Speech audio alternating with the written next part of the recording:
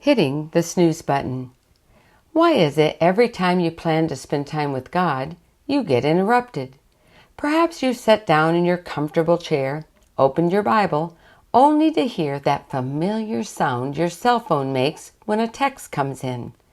You have good intentions, but you just can't resist the urge to take a peek at that message. That simple interruption led to texting responses back and forth, and before you know it, the time set aside for your daily devotion is gone. It's not any different going to church. You set the alarm the night before, but you stayed up so late reading a good book that when your alarm rang the next morning, you were too sleepy to get up. Instead, you just kept hitting the snooze button until it was too late, mumbling to yourself that, well, you can always watch a sermon online.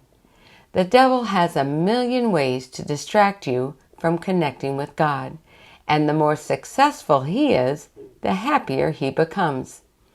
But don't be deceived and let Satan come between you and your Creator. The devil isn't stupid. He knows that it's not possible to have a close relationship with Jesus if you don't spend time with Him. That's why he will do everything in his power to distract you.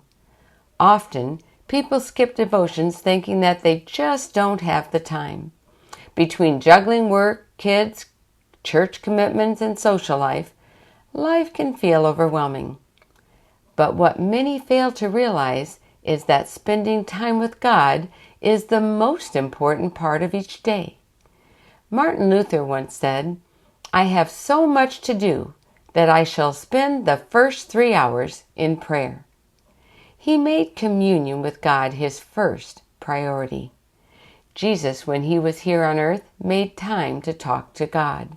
Mark 1:35 tells us, "In the morning, while it was still very dark, he got up and went out to a deserted place, and there he prayed." Prayer is like breathing. Without it, you will die. Someone once said, "If you don't have time to pray, then you don't have time to be a Christian."